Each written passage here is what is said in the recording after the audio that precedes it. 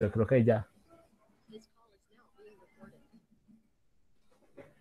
Listo, muy buenos días. Vamos a exponer los principios del entrenamiento. El grupo está conformado por Anderson Laverde, Sharon Quintero y Andrés Felipe Huertas.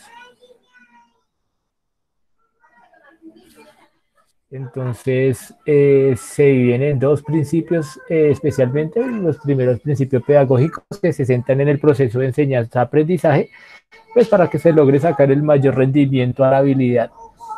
El objetivo de este es que el aprendizaje y la optimización de la tarea sea por medio de trabajos y cargas.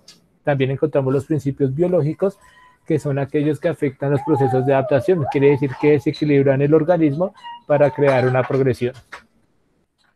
Vamos a comenzar por los principios pedagógicos, principios biológicos. El primer principio biológico que encontramos es el principio de la unidad funcional. Eh, en este principio nos dice que cada persona es un conjunto de subsistemas que responde como propio y que independientemente del tipo de estimulación que recibe, tiene una respuesta de tipo general. Eh, digamos que este principio indica que cada persona es un conjunto donde todo va correlacionado. El sujeto entrena y así entrene una, un sistema específico, hay que tener las de los otros sistemas. El segundo es el principio de la sobrecarga. Nos indica que cada persona es un de sobrecarga. Siguiente, Meli. El incremento del rendimiento es consecuencia de la asimilación de estímulos crecientes para que el sujeto se pueda adaptar a la carga que se está dando. Esto depende de la cantidad, el volumen y la calidad y la intensidad de la carga. Acá vamos a ver que primero hay que crear una adaptación. Después de la adaptación, digamos que el organismo como que realmente se adapta y llega a un umbral, donde el objetivo del entrenamiento es superar el umbral por medio de cargas y pues así crear un estímulo de mejora. Y vamos a tener el principio de la individualización, que este principio nos indica que cada persona pues es diferente, así aparentemente tengamos una misma persona. Ya sea genética, biológicamente, pues son totalmente diferentes. Entonces se debe adecuar cada entrenamiento al principio del deportista, teniendo en cuenta características como lo acabé de decir, morfológicas, fisiológicas, psicológicas y del entorno del deportista, para crear así pues una carga adecuada.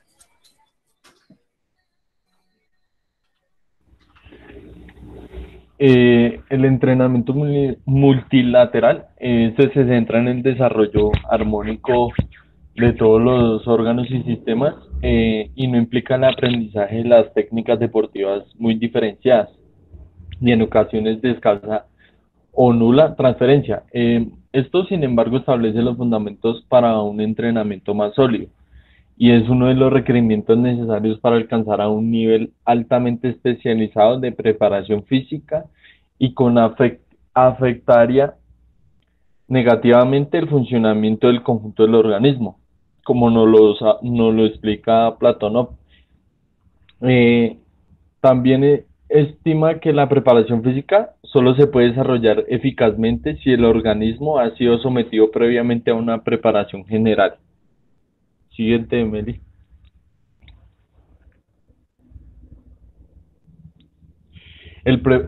Bueno, este principio, su fundamentación principal se basa en la perseverancia del entrenamiento, en la constancia diaria o semanal y en la transferencia del estímulo. Si este no se repite, tras la fase de compensación se pierde el efecto acumulativo del entrenamiento y la capacidad funcional adquirida por el organismo. La experiencia y la filosofía del ejercicio han demostrado que todo esfuerzo que interrumpe por un periodo prolongado o es realizado sin continuidad ni crea hábito ni produce entrenamiento. ¿Listos? También de la misma forma que el organismo reacciona ante un estímulo, también lo hace adaptándose a la ausencia del mismo. Siguiente, Meli. Bueno, este principio se fundamenta en el incremento de la carga de un entrenamiento que estimula el umbral del deportista para que vuelva a producir efectos en el organismo. Eh, También nos indica nos indica Chicharro Fernández, tras un entrenamiento efectivo, el organismo presenta un umbral de estimulación superior al entrenamiento previo. Tras la estimulación y la recuperación, para que un entrenamiento posterior vuelva a producir una adaptación del organismo, deberá aplicarse un estímulo de mayor magnitud, lo que quiere decir que el umbral es superior. Si queremos provocar un desequilibrio en el organismo y posterior a la adaptación. Bueno, este principio también nos indica que las cargas de entrenamiento se deben aumentar de forma continua, paulatinamente, a medida que el organismo se adapta a ellas. La carga puede aplicarse a través de la combinación de tres componentes: volumen, que es la cantidad de trabajo; intensidad, calidad de trabajo; y la especificidad deportiva en las primeras fases del entrenamiento, con deportistas principiantes que suelen incidir tanto en volumen como en intensidad. Pues esto, sin embargo, en deportistas de élite, sobre todo en periodo competitivo, se suelen aumentar por el porcentaje de intensidad y especificidad deportiva. Siguiente, Meli.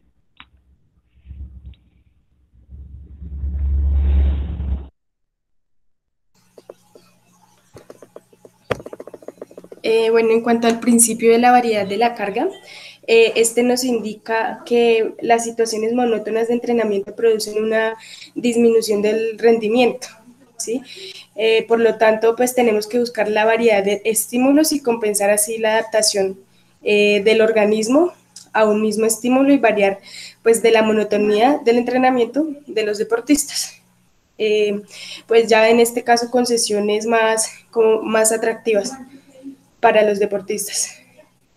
Pues entre muchas otras opciones, la variedad de la carga puede venir dada por el cambio también de la metodología empleada, cambios de la intensidad, alternancia de los contenidos, por la variación de las cargas a días diferentes, por otra, digamos, por la adaptación de ejercicios o por utilizar actividades motivantes en las fases de descarga.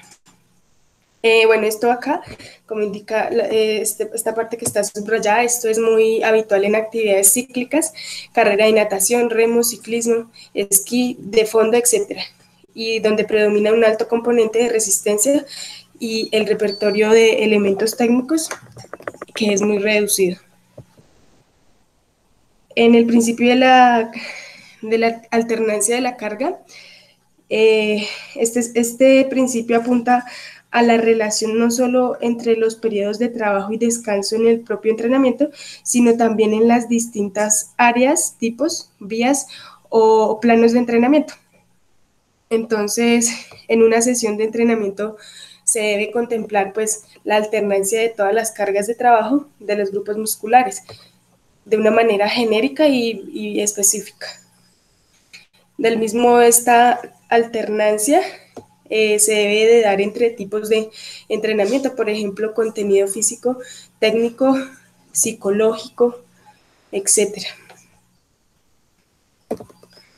En cuanto al principio de la especificidad, este se fundamenta en la realización de un trabajo concreto y de la intensidad similar al que será solicitado cuando el organismo esté pues llevando a cabo la actividad requerida.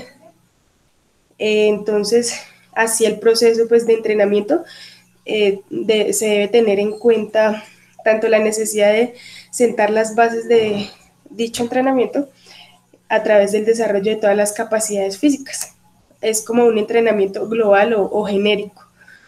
Entonces acá pues algo importante, los entrenamientos deben de planificarse de lo más general a lo más específico, incluso en la misma sesión de entrenamiento, no solo pues como tal en la planificación de un macro. Así se trabajará pues, en relación a los diferentes tipos de ejercicios. Y pues la mayor especificidad en un entrenamiento es la propia competición deportiva. Este es como un dato importante. Ahora iniciamos con los principios pedagógicos. Listo, dale. Principio de la actividad organizada.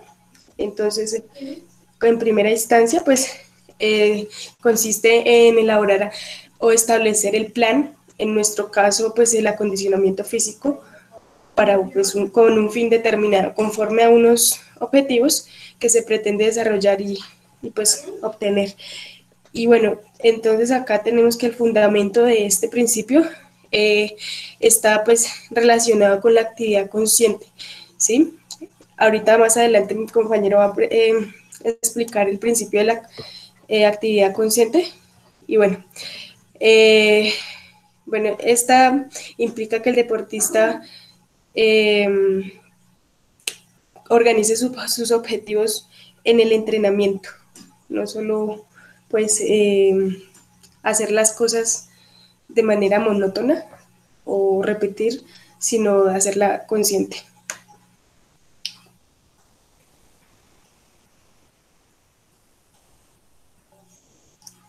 ¿Me escuchan? Es que no se me fue acá la conexión. Sí, ahí vas bien, Meli. Ok. Vamos ahora con el principio de la actividad planificada. Bueno, este principio se fundamenta en la idea de, pues, de expresión más pequeña del entrenamiento. El ejercicio o tarea forma parte imprescindible y con identidad propia de un concepto total, que podemos entender como un todo. Entonces, desde un simple ejercicio o una tarea de entrenamiento, un conjunto de ellas de duración variable se confecciona la sesión de entrenamiento, desde lo más básico a lo más complejo quizá. Entonces, aquí tenemos como el ejemplo que explica pues claramente este principio, que bueno, un conjunto de un microciclo que está compuesto entre 4 y 6 componentes. Los componentes, ay, ¿qué pasó? Los componentes de entrenamiento y un conjunto de ellos habitualmente entre 2 y 3. Y pues los macros, los macro, meso, etcétera. Acá tenemos el principio de la actividad accesible. Digamos que su fundamento es asegurarse que la dificultad y complejidad de las tareas del entrenamiento esté acorde con las posibilidades que tiene el deportista para superarlas. O sea, es decir que los ejercicios solicitados deberán estar al alcance de la capacidad actual del deportista en cada uno de sus aspectos físicos, tanto físicos, técnicos y mentales. Y bueno, algo acá importante, ¿Listo? ya, bueno, continuamos con el principio de la actividad dirigida, compañero.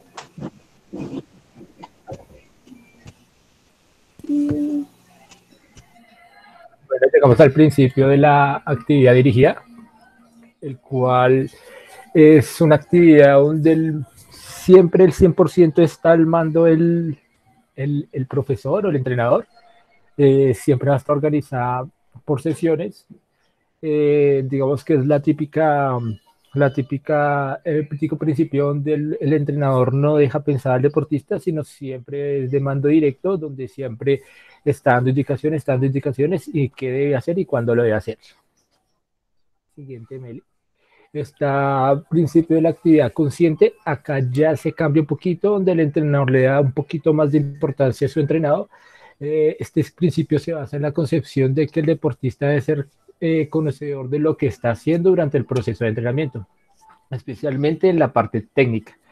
Esto lleva a que el deportista, pues después del entrenamiento, pueda realizar una juzgación de sus errores y saber en qué se puede mejorar y en qué no se puede mejorar. Digamos que se puede colocar como un ejemplo colocar un ejercicio técnico y que el que corrija sea su propio compañero. Entonces, digamos que va a haber una actividad consciente por parte del compañero para hacérselo saber a su compañero si comete algún tipo de errores. Siguiente, Meli. Y tenemos el principio de la transferencia, que es la influencia que tiene un ejercicio o actividad que puede tener sobre otro aprendizaje desarrollado y rendimiento de otra actividad o tarea.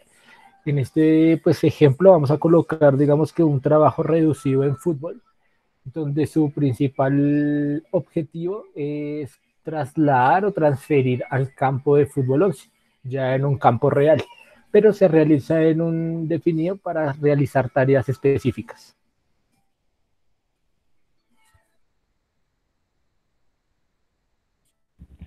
Bueno, principio de la estabilidad de resultados. Bueno, este consiste en consolidar lo aprendido y mantener su ejecución o rendimiento. Sobre esta base se podrá construir nuevos aprendizajes más complejos y específicos. Bueno, las medidas que debemos tener nosotros como entrenadores para garantizar este principio es la asistencia a todos los entrenamientos, evitando interrupciones en su planificación, lo que hará minimizar los resultados y olvidarse del nuevo aprendizaje. Eh, También una frecuencia de entrenamiento permitirá una consolidación de la materia o tarea que se le ejecute al entrenado, sobre las que él construirá otras nuevas. Pues bueno, a nivel de ejecución técnica, se deberá llevar a cabo un control sistemático de las cargas de entrenamiento. Pues esto es ya que muchas veces al aumentar el volumen de entrenamiento puede incidir negativamente a nivel técnico. Siguiente, Meli. Bueno, está el principio de la adaptación a cada deporte. Bueno, tiene como características propias, tanto a nivel de ejecución como a nivel de competición. Entonces, pues, un gran ejemplo es la competición en fases clasificatorias o semifinales y finales durante un periodo de 3 meses, o bien un campeonato que se realiza un fin de semana. Son sustituciones totalmente diferentes y hay que planificar y adaptarse al sistema de competición propio. De hecho, a que esta adaptación y otras propias de la modalidad deportiva son situaciones que nosotros como entrenadores debemos tener en cuenta y modificar todos los principios anteriores a su propia modalidad deportiva y a nivel de competición, bien sea categoría, evento nacional, internacional, clasificatoria, fase final, etcétera. Llámele.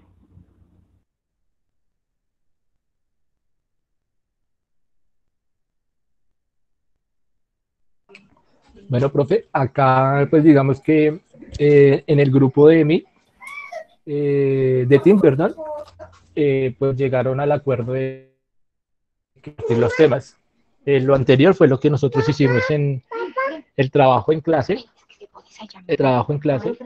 y pues digamos que ellos decidieron pues repartir los temas y este fue el tema específico que nos asignaron digamos que nuestros compañeros de Teams. Entonces tenemos el principio de la adecuación a la edad. Los niños y los jóvenes acelerados, digamos que presentan mayor capacidad de rendimiento y las cargas frente a los estímulos de entrenamiento. El trabajo y las cargas deberán pues planearse a función de estas circunstancias. Digamos que en otras palabras, tenemos que concentrarnos mucho en la edad biológica, especialmente en la edad de 5 años y un poquito más, ya que muchos deportistas tienen la capacidad de asimilar las cargas mucho mejor que otros.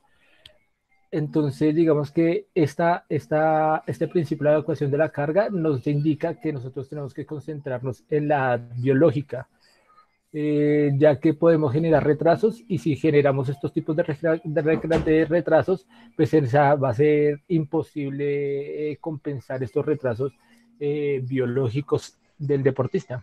Quiere decir que pudimos haberlo explotado más, pero pues lo evaluamos como la edad cronológica y ahí se comete un error. Entonces, las cargas de entrenamiento tienen que establecerse según la edad biológica y no cronológica del deportista.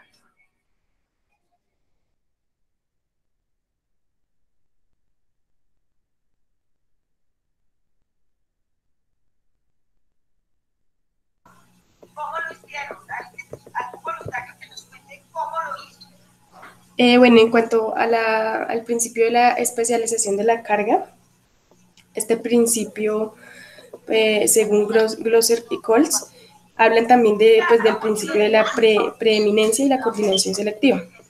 En este caso, pues la especialización de la carga según el objetivo se refleja también en una elección de cada vez más específica de los métodos y los contenidos para un entrenamiento.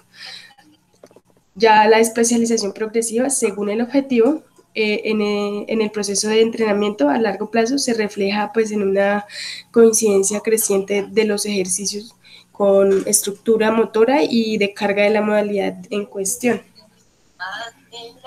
Digamos que para prepararse a largo plazo con vistas a un rendimiento de élite en una modalidad determinada. Pues digamos, todos estos objetivos, métodos, contenidos, herramientas y estructuras de entrenamiento en todas las etapas se consolidan del rendimiento. Y esto se deberá orientar pues hacia las exigencias de la futura pues estructura. Bueno, no sé si el compañero Anderson quiera complementar algo.